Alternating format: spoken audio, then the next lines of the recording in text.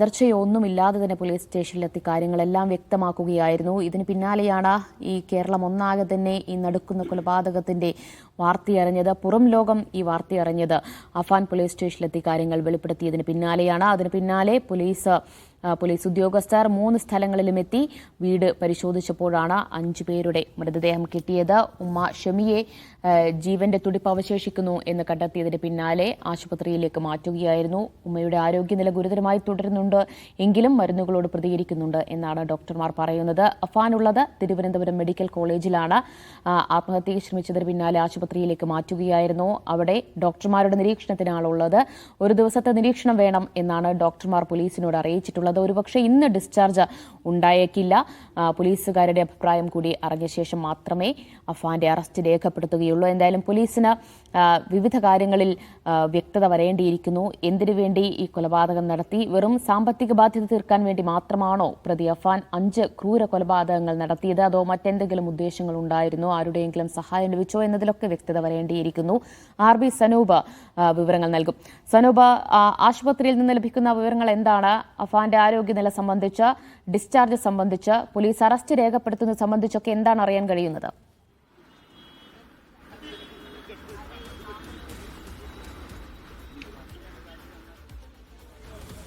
ദിവ്യ, പ്രതി അഫാൻ ഇപ്പോഴും ഡോക്ടർമാരുമായിട്ട് സഹകരിക്കുന്നില്ല എന്നുള്ള വിവരം ആണ് ലഭ്യമാവുന്നത്.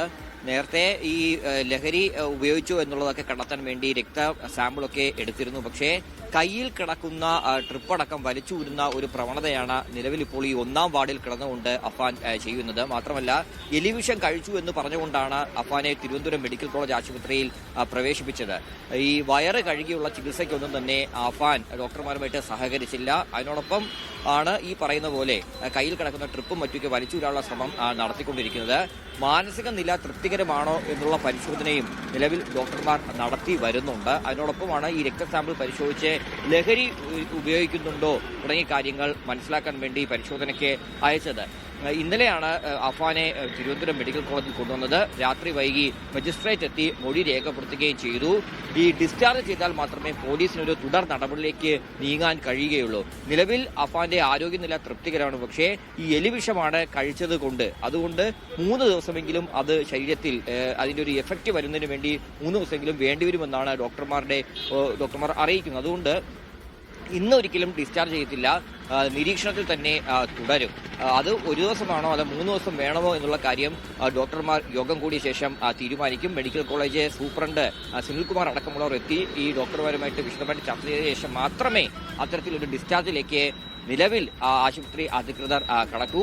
എപ്പോഴാണോ ഡിസ്ചാർജ് ചെയ്യുന്നത് ആ സമയത്ത് തന്നെ പോലീസ് അറസ്റ്റ് രേഖപ്പെടുത്തി. അതായത് ആരോഗ്യനില പൂർണ്ണ തൃപ്തികരമാണ്, ഇനി എലിവിഷത്തിന്റെ എഫക്റ്റ് ശരീരത്തിൽ ഉണ്ടാവില്ല എന്നുള്ള ഉറപ്പ് ലഭിച്ച ശേഷം മാത്രം ഡിസ്ചാർജ്. അതിനുശേഷമായിരിക്കും അറസ്റ്റ് നടപടിയിലേക്ക് കടക്കുക. അറസ്റ്റ് ചെയ്താൽ ഉടൻ തന്നെ കോടതിയിൽ ഹാജരാക്കി പ്രതിയെ റിമാൻഡ് ചെയ്ത് എത്രയും വേഗം കസ്റ്റഡി അപേക്ഷ നൽകാനുള്ള നീക്കത്തിലേക്കായിരിക്കും പോലീസ് കടക്കുക. നിലവിൽ ഇൻക്വസ്റ്റ് നടപടികൾ, ഈ മരണപ്പെട്ട 5 പേരുടെ ഇൻക്വസ്റ്റ് നടപടികളടക്കം നടന്നുകൊണ്ടിരിക്കുകയാണ്.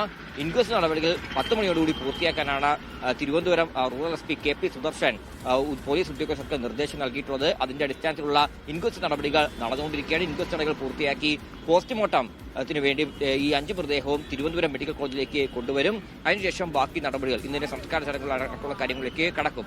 ഇനി ഈ കേസന്വേഷണവുമായിട്ട് ബന്ധപ്പെട്ട് റൂറൽ SP മേൽനോട്ടത്തിൽ ആറ്റിങ്ങൽ DYSPയാണ് നിലവിൽ കേസ് അന്വേഷിക്കുന്നത്. അദ്ദേഹത്തിന്റെ ഒരു പ്രാഥമിക നിഗമന പ്രകാരം, അതായത് പോലീസിന്റെ ഒരു പ്രാഥമിക നിഗമന പ്രകാരം അഫാന് ഈ അടിയന്തരമായിട്ട് പണം ആവശ്യം ആയിട്ടുള്ള ഒരു സാഹചര്യം ഉണ്ടായി. പക്ഷെ അത് എന്തിനു വേണ്ടി എന്നുള്ള കാര്യം ഇനിയും കണ്ടെത്തേണ്ടിയിരിക്കുന്നു. നേരത്തെ അഫാൻ പോലീസിന് കൊടുത്ത മൊഴിയിലും ഈ സാമ്പത്തികമായിട്ടുള്ള പ്രശ്നങ്ങൾ ചൂണ്ടിക്കാണിക്കുന്നത്. പക്ഷെ അത് അച്ഛൻ വരുത്തിവെച്ച സാമ്പത്തിക ബാധ്യത എന്നുള്ള കാര്യമാണ് പറഞ്ഞത്. അതുമായി ബന്ധപ്പെട്ട് ഒരുപാട് കടവും മറ്റൊക്കെ വാങ്ങേണ്ടി വന്നു. അതുമായി ബന്ധപ്പെട്ട കാര്യങ്ങളാണ് പോലീസിനോട് മൊഴി നൽകിയത്. പക്ഷേ അഫാനും അടിയന്തരമായിട്ട് പണം വേണ്ടി വന്നു. അത് തരപ്പെടുത്തുന്നതിന് വേണ്ടിയാണ് അച്ഛന്റെ അമ്മയായ സൽമാ ബീവിയെ പാങ്ങോട് വീട്ടിലെത്തി കാണുന്നത്. 4 പവന്റെ മാല ആവശ്യപ്പെട്ടു. ഇത് ഇന്നലെയല്ല, 2 ദിവസം മുമ്പാണ് അവിടെ പോയി മാല ആവശ്യപ്പെട്ടത്. പക്ഷേ അന്ന് സൽമാ ബീവി കൊടുക്കാൻ തയ്യാറായില്ല. മാത്രമല്ല, സൽമാ ബീവി ഈ മാല അത് തന്റെ മകളെ ഏൽപ്പിക്കുകയും ചെയ്തു. ഇന്നലെയും വീണ്ടും സൽമാ ബീവിയുടെ അടുത്ത് ഈ മാലയും അന്വേഷിച്ചെത്തിയിരുന്നു. പക്ഷെ അപ്പോഴും കൊടുത്തില്ല. ആ കൊടുക്കാത്തതിന്റെ ഒരു ദേഷ്യത്തിലാണ് സൽമാ ബീവിയെ കൊലപ്പെടുത്താൻ ഉള്ളൊരു കാരണമെന്നാണ് പോലീസ് പ്രാഥമികമായിട്ട് മനസ്സിലാക്കിയിരിക്കുന്നത്. ആദ്യം സ്വന്തം അമ്മയുമായി ഷെമിയുമായിട്ട് വഴക്കുണ്ടാക്കുന്നു, വീട്ടിൽ വെച്ച് തർക്കവും മറ്റൊക്കെ ഉണ്ടാക്കുന്നു. അപ്പോൾ ഈ ഷെമിയെ തലയ്ക്ക് മൂടിക്കെട്ടി തലയ്ക്ക് അടിച്ച് മുറിയിൽ പൂട്ടിയിടുന്നു. മരിച്ചു എന്നാണ് പ്രതി കരുതിയത്. അതിനുശേഷമാണ് സൽമാ ബീവിയുടെ അടുത്തേക്ക് പോകുന്നത്. സൽമാ ബീവിയെ കൊലപ്പെടുത്തുന്നു. പക്ഷേ പ്രതി വിചാരിക്കുന്നത് മാല ഒരുപക്ഷെ ഏറ്റവും ഇഷ്ടപ്പെട്ട മകനായിട്ടുള്ള ലത്തീഫിന്റെ കയ്യിൽ കൊടുത്തിട്ടുണ്ടാകും എന്നാണ്. അങ്ങനെയാണ് പ്രതി ലത്തീഫ് താമസിക്കുന്ന യസൻപുരത്തേക്ക് പോകുന്നത്. യസൻപുരത്ത് വെച്ച് അവിടെ ലത്തീഫുമായിട്ട് ഒരുപക്ഷെ തർക്കം എന്തെങ്കിലും ഉണ്ടായിരിക്കണം. അതിന്റെ സൂചനകളൊന്നും മുറിയിൽ നിന്ന് കിട്ടിയിട്ടില്ല. ലത്തീഫിനെയും ഭാര്യയും വകവരുത്തുന്നത്. അതിനുശേഷം സ്വന്തം പെൺസുഹൃത്തിന് ഫർഷാനെ വീട്ടിൽ പോയി വിളിച്ചു കൊണ്ടുവന്ന് ബൈക്കിൽ കൊണ്ടുവന്ന് സ്വന്തം വീടായ പേരുമലയുള്ള വീട്ടിൽ കൊണ്ടുവരുന്നു. അവിടെ വെച്ചാണ് ഈ പെൺസുഹൃത്തിനെ കൊലപ്പെടുത്തുന്നതും. അതിനുശേഷമാണ് ഏറ്റവും ഒടുവിലായിട്ട് സ്വന്തം സഹോദരൻ, വെറും 9ാം ക്ലാസ്സിൽ മാത്രം പഠിക്കുന്ന സ്വന്തം സഹോദരൻ അവിടെ വരുന്നത്. സഹോദരനെ വിട്ടു തന്നെയാണ് അവൻ ഇഷ്ടപ്പെട്ട ഭക്ഷണമായിട്ടുള്ള കുഴിമന്തി വാങ്ങിക്കുന്നത്. കുഴിമന്തി കൊണ്ടുവന്ന ശേഷമാണ് ഈ അവസാനമായിട്ട് ഈ 9ാം ക്ലാസ്സുകാരനെ വകവരുത്തുന്നത്. വകവരുത്തിയ ശേഷമാണ് താനും ആ കുഴിമന്തി കഴിച്ച് അതിൽ വിഷം ചേർത്ത് കഴിച്ചു എന്നാണ് പിന്നീട് പോലീസിൽ സ്റ്റേഷനിലെ പ്രതി ഹാജരായ ശേഷം പോലീസുകാരോട് അറിയിച്ചത്. ഏതായാലും ഒരു പ്രാഥമിക നിഗമന പ്രകാരം ഈ മാല കേന്ദ്രീകരിച്ചുള്ള ഒരു അന്വേഷണമാണ് പോലീസ് നടത്തുന്നത്. മാല കിട്ടാത്തതിന്റെ ഒരു പ്രകോപനം ഉണ്ടാവാം. പക്ഷേ എന്തിനാണ് ഈ അടിയന്തരമായിട്ട് പണം വേണ്ടി വന്നു എന്നുള്ള കാര്യം പോലീസിന് കണ്ടെത്താൻ കഴിഞ്ഞിട്ടില്ല. മാത്രമല്ല ഈ പെൺസുഹൃത്തിനെ കൂടി ഇതിൽ വലിച്ചിടേണ്ട ആവശ്യം എന്തായിരുന്നു തുടങ്ങിയ കാര്യങ്ങളും പരിശോധിക്കണം. നിലവിൽ അഫാന് പണം ആവശ്യമായി വന്നിരുന്നു. ഈ സൽമാ ബീവിയുടെ അടുത്ത് ഈ 4 പവന്റെ മാല ആവശ്യപ്പെടുകയും ചെയ്തു. അത് കൊടുക്കാത്തതിന്റെ ദേഷ്യം പ്രതി അഫാന് ഉണ്ടാവുകയും ചെയ്തിരുന്നു. അപ്പൊ ഇങ്ങനെ ഒരു പ്രാഥമികമായിട്ടുള്ള അന്വേഷണമാണ് നിലവിൽ ഇപ്പോൾ പോലീസ് ഈ കേസിൽ ഇന്നലെയാണ് അവിടെ ആശുപത്രിയിലേക്ക് അഫാനെ ചികിത്സയ്ക്കായി കൊണ്ടുവന്നത്. അതിന് പിന്നാലെ തന്നെ പോലീസ് മൊഴിയെടുക്കുകയും ഒക്കെ ചെയ്തിരുന്നു. ഇന്നിപ്പോൾ ചികിത്സയോടൊന്നും അഫാൻ സഹകരിക്കുന്നില്ലെന്നാണോ അറിയുന്നത്? കാനുല വലിച്ചെറിഞ്ഞതായുള്ള വിവരങ്ങളൊക്കെ അറിയുന്നുണ്ട്. അപ്പോൾ മാനസിക നില ശരിയല്ലെന്നാണോ വിലയിരുത്തേണ്ടത്?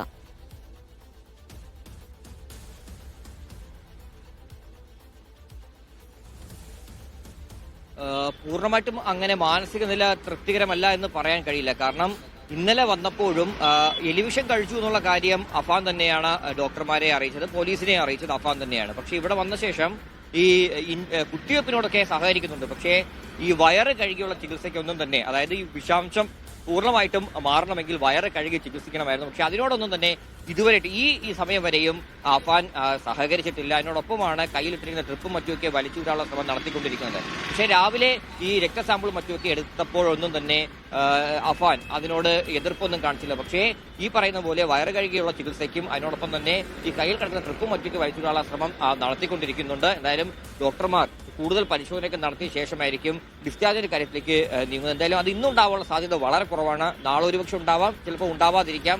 ഒരുപക്ഷെ 3 ദിവസത്തോളം നീളാനുള്ള സാധ്യതയുണ്ട്. കാരണം എലിവിഷൻ കഴിച്ചു എന്നാണ് പറയപ്പെടുന്നത്. അതുപക്ഷെ അതിനെ പ്രതിരോധിക്കാൻ വേണ്ട മരുന്ന് മാത്രമേ നൽകിയിട്ടുള്ളൂ. ഈ വയറ് കഴുകി ചികിത്സിച്ചാൽ മാത്രമേ പൂർണ്ണമായിട്ടും വിഷാംശം മാറ്റാൻ കഴിയൂ എന്നാണ് ഡോക്ടർമാർ നൽകിയിട്ടുള്ള വിവരം. അതുകൊണ്ട് തന്നെ ഒരു 3 ദിവസമെങ്കിലും ഒരുപക്ഷെ ഈ മെഡിക്കൽ കോളേജിൽ അഫാൻ തുടരാനുള്ള സാധ്യത മുന്നിലുണ്ട്.